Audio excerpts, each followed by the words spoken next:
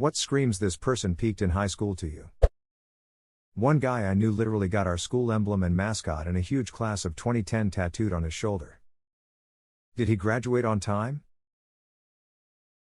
Billy Madison. I used to work with a guy, we used to call him Roid Rage.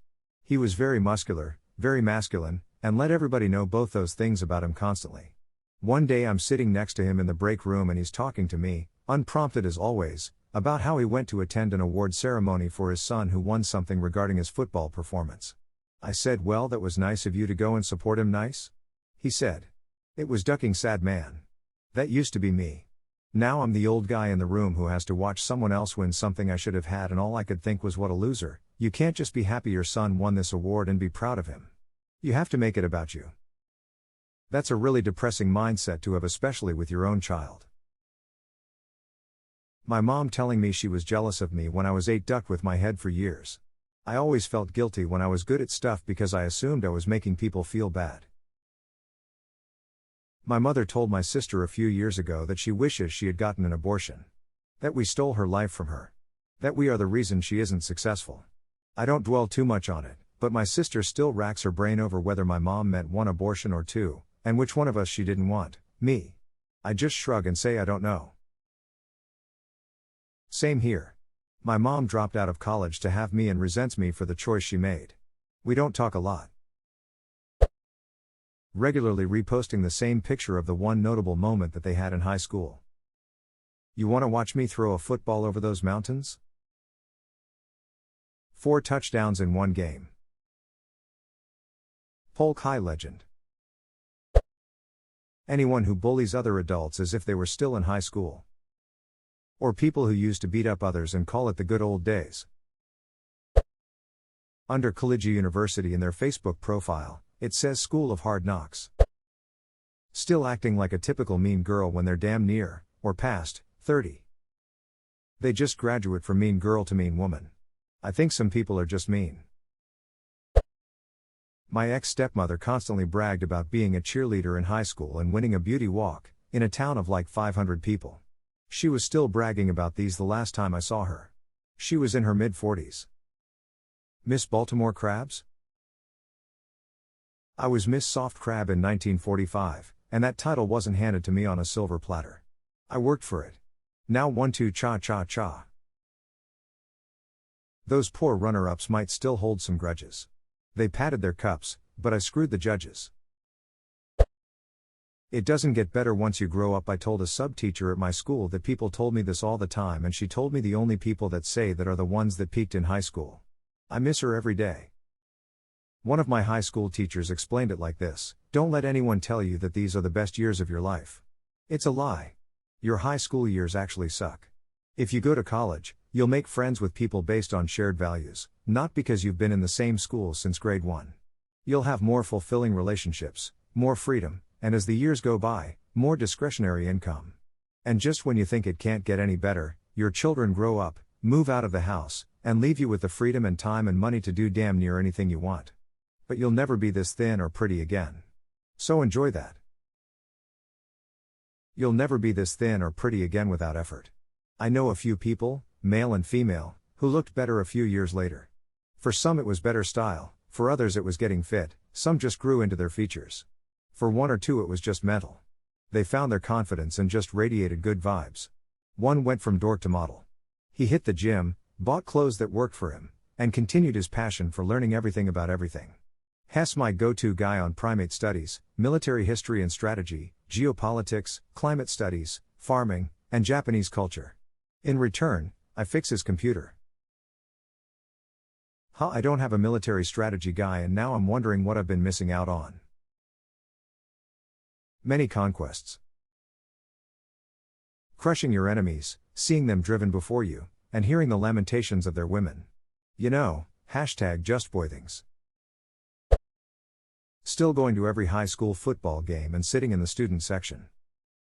Living their dreams through their kids. We have a lot of that in my town. Trying to redo it all again. It is a lot. It makes me roll my eyes a lot. My kids enjoyed high school. It was fun watching them dance, do band and play football. But I was not invested in it as if it was happening to me. I wanted it for them, good things. But if it didn't, I prepared them for that too. When my son's team lost the state championship game his senior year after the team winning the 5 years before and 3 years after, I watched a guy go off on his kid because it was his job to win it. What? My son was devastated. But he still had amazing things to come and has went on to do amazing things. Yeah, he looks back and hates they lost, but it was a teaching moment. I played football for 7 years and saw a ton of parents like this. Way to go, Jason, you dropped the ducking ball. Get in the fucking car. Like, no wonder Jason is first string and a great running back. His very peace of mind depends on playing good. I can't stand shitty parents. I am terrified of being this parent. My daughter has the same interest I did in school, and I tread very lightly and always tell her if my enthusiasm starts to stress her out, tell me to back the duck off, lol. I loved watching you play today is the best comment to make when your child gets in the car after they play. Refraining from saying anything different is very, very difficult. There are time between games that are appropriate to help you athlete prepare, but directly after in the car ride home, those are the best words used. Bragging about high school hookups in their 30s. Good thing I preempted this by not hooking up with anyone when I was in high school. When my mom asked if I ever experimented with sex and drugs in high school, I said, "Sure, Mom. I was part of the control group." Edit, wow, rip my inbox. I'm so delighted so many of you were tickled by this response. I'm glad it gave a number of you who commented a laugh, a chuckle, etc. They keep insisting for the next 30 years that they would have taken state if coach would have put them in the game. The man scored 4 touchdowns in one game at Polk High. Then became a shoe salesman to large ladies. No ma'am. Had a pretty nice house for a shoe salesman. 9-to-5 job where he basically just insulted fat women. Wife that wanted to duck constantly. 2 kids. Gigantic house. Shit car though. President of a club. He was a Chad. Hey, that car had over 1 million miles on it. That's not a shit car. I always loved the gag that he spent a whole episode on the phone trying to order a part for his car, pressing the button to correspond with the option through endless submenus. Automated voice, you have indicated that you own a 1973 Dodge Charger with 800,000 miles on the clock. Hello, Mr. Bundy. I graduated in 2005. I was sitting at a tire shop waiting for my truck to get done, and an employee slightly older than me walks up to me and asks me, with no previous interaction, if I played football in high school. Wondering where this was going, I responded that I did, but I wasn't great at it. He asked what school I went to, and I told him. Then he starts talking about himself. How he was all conference and walking me through all of his high school accolades. I never asked for this conversation. I just sat there wondering why this nearly 40-year-old, wildly out of shape, tire shop supervisor was telling me all of this. Then just as soon as it started he bid me good day and walked off. It was bizarre. The best comparison I could make was that he was like the manager Dan from the movie Waiting. That was his vibe. That's how I knew he peaked in high school. How do you know if someone peaked in high school? Don't worry, they'll tell you. One of my uncles, an uncle-in-law, I guess, if we're being technical, would tell anyone who would listen that he was valedictorian of his school and got a perfect SAT score. Even as a young kid, I would sit there thinking this dude is a college graduate, with a career, a wife and kids, and 20 years out in the real world. Why is he telling people at a barbecue that he was really smart in high school? I'll bet you it's because he didn't do so great in college. I've known a few kids who graduated at the top of the class at their small or shitty high school and then found out there's much smarter students at the big universities. Some never get over the shock of learning that they're not really that smart. I think that's it.